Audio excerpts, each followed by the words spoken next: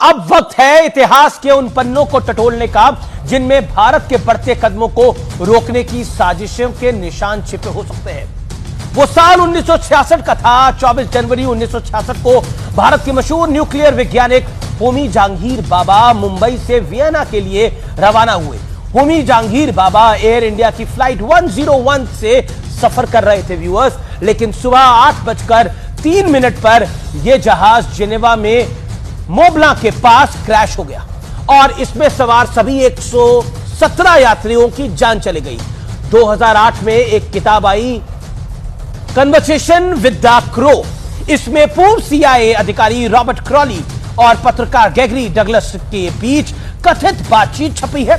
इसमें दावा किया गया है कि भाभा के परमाणु बम बनाने के जुनून से अमेरिका बेहद परेशान था, इसलिए उन्हें रास्ते से हटा दिया गया।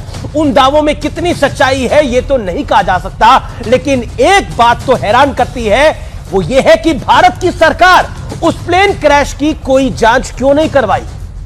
अगर भाभा जिंदा होते तो भारत 1960 के दशक में ही न्यूक्लियर पावर देश होता। एक और ताज्जुब की बात सुनिए अब। होमी जहांगीर बाबा की तरह ही भारतीय स्पेस रिसर्च के जनक विक्रम साराभाई की भी संदिग्ध मौत हुई। बात 30 दिसंबर 1971 की है। केरल के कोवलम में विक्रम साराभाई का शव होटल के कमरे में मिला।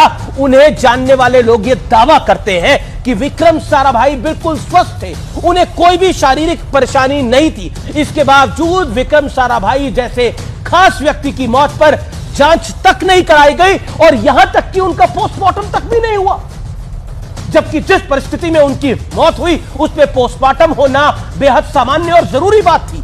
तीसरा कथित कोइंसिडेंस सुनिए। 1994 में हुआ जब देश के मशहूर वैज्ञानिक नंबी नारायण क्रायोजेनिक इंजन पर बड़ी सफलता हासिल करने की कगार पर थे।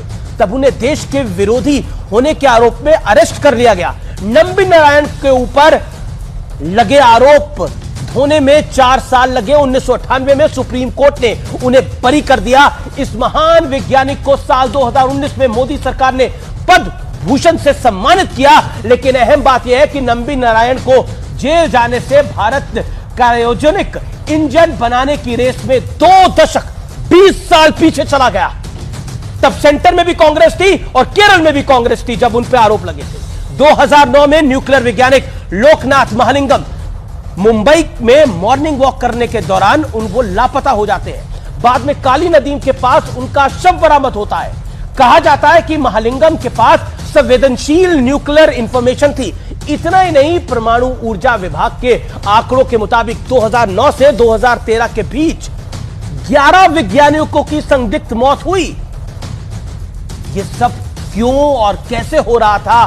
क्या सबकी संदिग्ध मौत महज इत्तेफाक थी या फिर वजह कुछ और थी? क्योंकि जब जब कोई वैज्ञानिक संदिग्ध हालात में मारा जाता है तब तब भारत अंतरिक्ष या न्यूक्लियर एनर्जी के क्षेत्र में किसी में अहम पड़ाव पर होता था।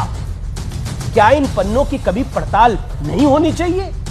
क्या यह नहीं पता लगना चाहिए था कि बढ़ते भारत के पैरों में बेड़िया कौन डालना चाह रहा था? जो सरकारें थी, क्या उनको होश नहीं था? क्या हमारी आने वाली नस्लों को यह नहीं पता होना चाहिए कि भारत माता के कुछ क्रांतिकारी ऐसे भी थे जो पेशे से वैज्ञानिक थे, लेकिन उनका जज्बा राष्ट्रपिता महात्मा गांधी और शहीद आजम भगत सिंह से कम नहीं था?